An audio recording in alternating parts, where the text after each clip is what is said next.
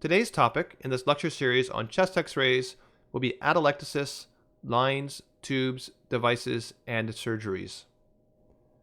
The learning objectives are to be able to identify atelectasis and lobar collapse, to know the general mechanisms and etiologies of atelectasis, to be able to accurately identify lines, tubes, and devices and assess for proper placement and complications, and to be able to identify evidence of prior cardiac surgery, including identification of prosthetic heart valves. Atelectasis is a loss of lung volume due to collapse of lung tissue. For anyone interested in where the unusual sounding word came from, it's derived from Greek, ateles meaning incomplete, and ektasi, which the most reliable appearing sources translate to mean area. Atelectasis can be classified based on either mechanism or on radiographic appearance. The most common clinically relevant form of atelectasis is called obstructive atelectasis, or sometimes resorptive atelectasis. The trigger for obstructive atelectasis is airway obstruction, which is then followed by gradual gas resorption within non-ventilated alveoli. Etiologies of obstructive atelectasis include tumor, mucus plug, foreign body aspiration, and external compression of an airway. Then there is non-obstructive atelectasis, which has four subtypes. Passive atelectasis occurs when there is disruption of the normal contact between the visceral and parietal pleura, which then allows the elastic recoil of the lung to pull itself inward. This is seen in pleural effusions and pneumothoraces. Compression atelectasis is when a space-occupying lesion in the thorax physically compresses adjacent lung. This is seen in large tumors or an elevated diaphragm. Adhesive atelectasis is when there is diminished surfactant production, seen in infant respiratory distress syndrome, acute respiratory distress syndrome, and radiation pneumonitis. Finally, it's somewhat esoteric, but cicatricial atelectasis is the consequence of severe parenchymal scarring seen in some cases of tuberculosis and idiopathic pulmonary fibrosis. When it comes to chest x-rays, classification based on appearance rather than mechanism may be more relevant. There are four basic radiographic patterns. First is called linear or plate-like atelectasis. This occurs in a thin but wide fashion, most commonly with the plate of atelectasis occurring parallel to the diaphragm and or perpendicular to a pleural surface. Somewhat unexpectedly, regions of plate-like atelectasis can cross lung segments and even lobes. It is most often seen in patients with poor diaphragmatic motion or acute pulmonary embolism. Next is round atelectasis. This occurs when there is an infolding of redundant pleura, most often associated with asbestos exposure. This can lead to a false appearance of a small lung mass, leading to an alternative name for it of atelectatic pseudotumor. The hint that a round opacity is atelectasis and not a tumor is seeing a thin, tail-like extension protruding away from the main opacity, particularly in a patient with known asbestos exposure.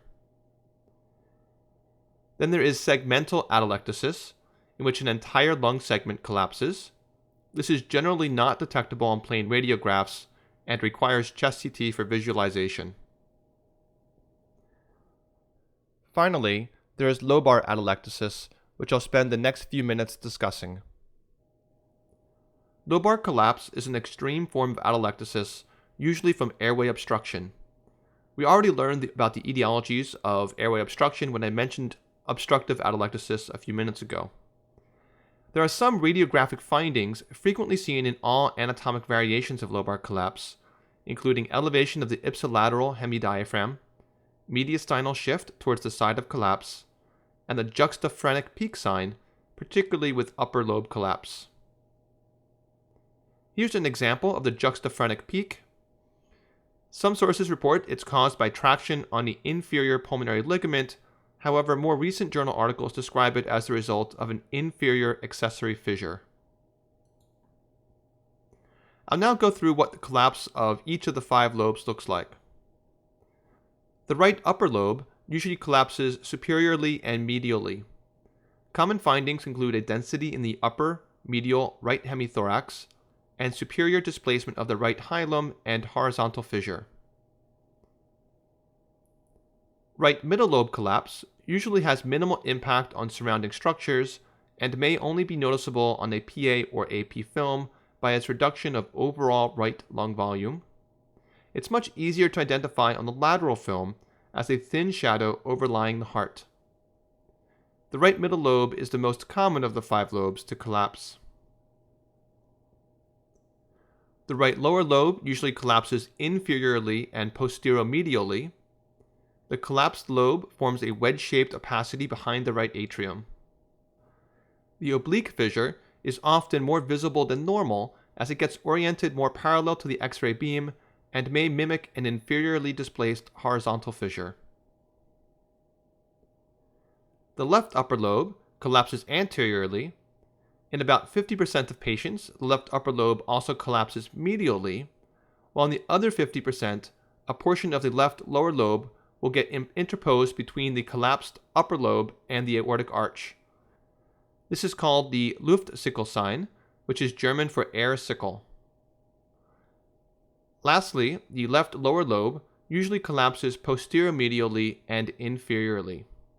Common findings include a triangular opacity behind the heart, inferior displacement of the left hilum, and obscuring of the outline of the descending aorta.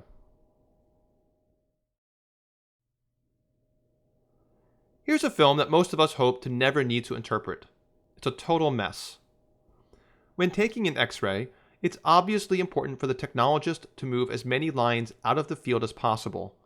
But unfortunately, as in this example, many lines, tubes, and wires may not be able to be moved. And also, unfortunately, identification of lines and tubes and assessment of their position is essential in the care of critically ill patients. In other words, you may be put into a position where you'll need to account for every line on a film like this. So let's tackle the various types one at a time. First are central lines.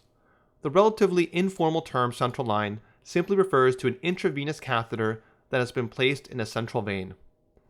Most commonly, this refers to either the internal jugular, subclavian, or femoral veins, the last of which hopefully won't be visible on a chest film. So here's a photograph of what a conventional central line looks like externally. This one is in the right IJ. There's also something called a PICC line, which stands for peripherally inserted central catheter, which is usually introduced into a relatively large peripheral vein in the arm and fed upwards such that the tip is within the central venous circulation. What do these look like on X-ray? Here's a right IJ line. Optimal placement of a central line should place the tip at the junction of the superior vena cava and the right atrium. A line inserted further than this risks triggering arrhythmias by poking the myocardium of the right ventricle. A line inserted less than that means that the vasoactive medications won't be delivered directly into the central venous system, and that a central venous pressure transduced at that location will not accurately reflect intravascular volume status. And here's a PICC line. The rule for optimal placement for PICC lines is the same. Next up are pulmonary artery catheters, also called Swan-Ganz catheters. A complete discussion of these is well outside the scope of this video, but in extreme brief, this is a catheter which is advanced from a central vein all the way into the pulmonary circulation. From a radiology standpoint, the most important thing to know is how to assess its position. The catheter will typically come down from either the right IJ or left subclavian, make a counterclockwise 270-degree turn within the cardiac silhouette from the viewpoint of the observer, and end at the level of the hilum, no more than a few centimeters right of midline. In the case of this film, the poor combination of exposure and contrast makes only the distal end of the loop visible. A general rule of thumb is that the tip should be no more than 3 centimeters from midline or 1 centimeter beyond the cardiac silhouette. If it's advanced further than that, there is significant risk of either pulmonary infarction or pulmonary artery rupture, the latter of which is a particularly catastrophic complication with a high mortality rate. Here's an endotracheal tube used to deliver oxygen-rich air and positive pressure during mechanical ventilation. And here's an X-ray of a patient with one inserted into the trachea. Proper placement results in the tip being about 5 centimeters above the carina. What happens if it's placed too distally? In this example, the tip of the endotracheal tube is in the right main bronchus. This results in no ventilation to the left lung, and over a span of minutes to hours, total collapse of that side.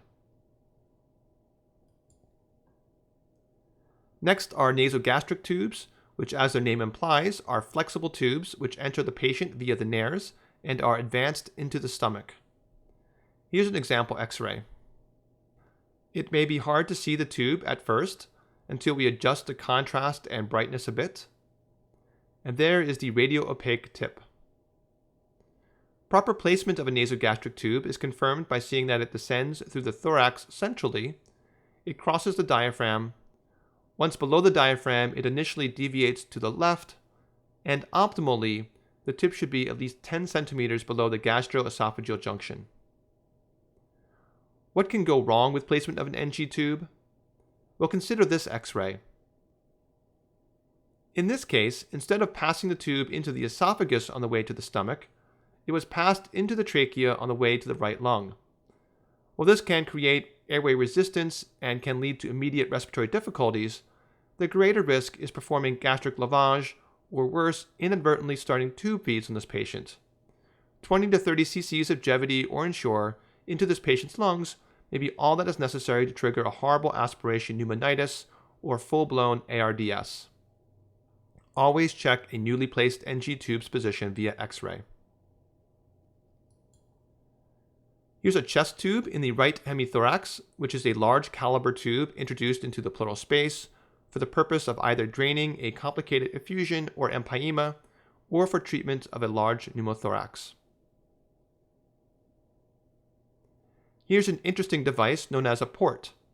It is a subcutaneous, surgically implanted tiny reservoir which is connected to a catheter tunneled into the central venous system. It has a similar purpose to a PICC line, though it can stay in for much longer and is thought to have lower rates of infection. It's most often used in oncology patients requiring ongoing chemotherapy. And here it is on X-ray. And the last on the list of lines and tubes, although they aren't either, are two examples of telemetry electrodes and wires, which have a variety of appearances, but the identification of which is usually quite easy. I'll move on now to discuss some cardiac devices. There are about 6 or 7 which an internist should feel comfortable identifying. The most obvious are pacemakers, which can be single chamber or more commonly dual chamber. Here's a dual chamber model on X-ray. I'll review the 3 key components. First, there is the big thing up near the shoulder. This is formally called the generator, but occasionally referred to as the can by cardiologists. The relatively large and homogeneous structure within is the battery. The wires going from the generator to the heart are called leads. In this case, one goes to the right atrium and the other to the right ventricle. A variation on this theme is the biventricular pacemaker. In this case, in addition to a lead going to the right ventricle, there is also one that enters the coronary sinus in the right atrium and snakes its way through the coronary sinus to the left ventricle. On this example, the LV lead is unusually superior and unusually easy to see. In my experience, these films often look more like this one, in which you really need to struggle in order to see that left ventricular lead. There's an ICD, or implantable cardioverter defibrillator, which can be used to shock the heart out of potentially fatal arrhythmias. The clue that this device is an ICD is that there are 2 relatively thicker segments of the lead, which are called the coils, and which are 2 of 3 potential ends of the defibrillation circuit, with the generator itself being the 3rd potential end. This interesting thing that looks like either a metal flower or an outline of a sliced open lemon right in the center of the heart is a peripherally inserted atrial septal defect closure device. This is not a USB thumb drive in the patient's chest, but rather an implantable loop recorder, which can be used to capture rare arrhythmias without the need for the patient to wear an external monitor at all times. And finally, what looks like plumbing equipment is actually an example of a left ventricular assist device, or LVAD, which is implanted adjacent to a failing heart, usually to buy a little time while the patient is on the waiting list for a heart transplant. There are 4 important complications of cardiac devices visible on X-ray. The first is pneumothorax from the implantation procedure itself. We saw some examples of pneumothoraces in Lesson 6. Next, also from the procedure, is cardiac perforation, in which a lead is literally advanced right through the myocardium. This rare complication typically causes immediate life-threatening tamponade, in which the blood from the heart begins to leak into the pericardial space. Amazingly, for some reason, the patient in this example film seems to have escaped this problem, at least temporarily. However, there will definitely need to be a cardiothoracic surgeon involved in this lead's removal. Another complication, which doesn't happen immediately, but rather years after device placement, is called lead fracture, in which the lead essentially breaks in two. The location of this particular fracture, as the lead passes near the clavicle and the first rib, is probably the most common on account of friction against those bones. The last complication is probably more interesting than it is common and is demonstrated here. If you look closely in the region of the generator, you may notice that the end of one of the leads, the right atrial lead in this case, has been pulled way back. How did this happen?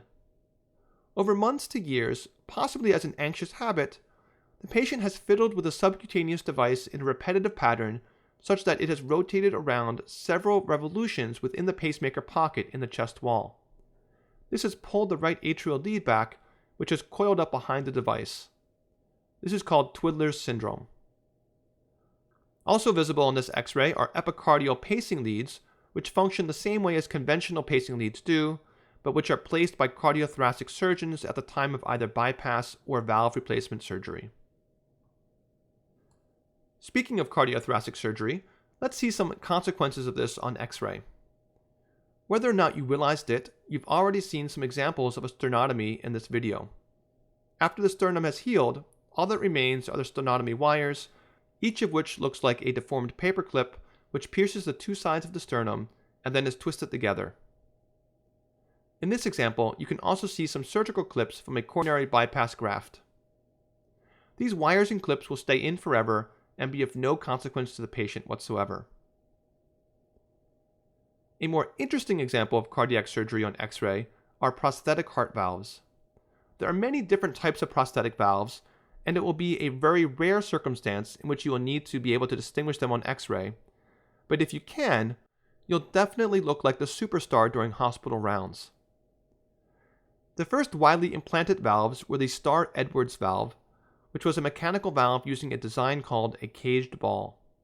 Sometimes the ball was radiolucent, and sometimes it was radio-opaque. It's rare to see these now. Although they are extremely durable, they also had a high tendency to form clots, requiring INRs of 2.5 to 3.5, and are no longer implanted. A more recent design is the Bjork-Scheele, which is known as a tilting disc mechanical valve. And there are also bioprosthetic valves, which are made of animal tissue primarily.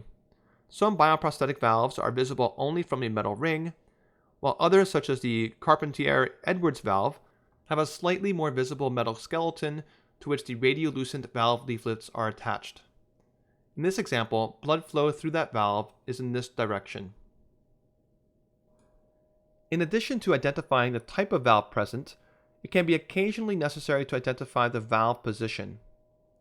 The prosthetic valves most easily confused are the aortic and mitral.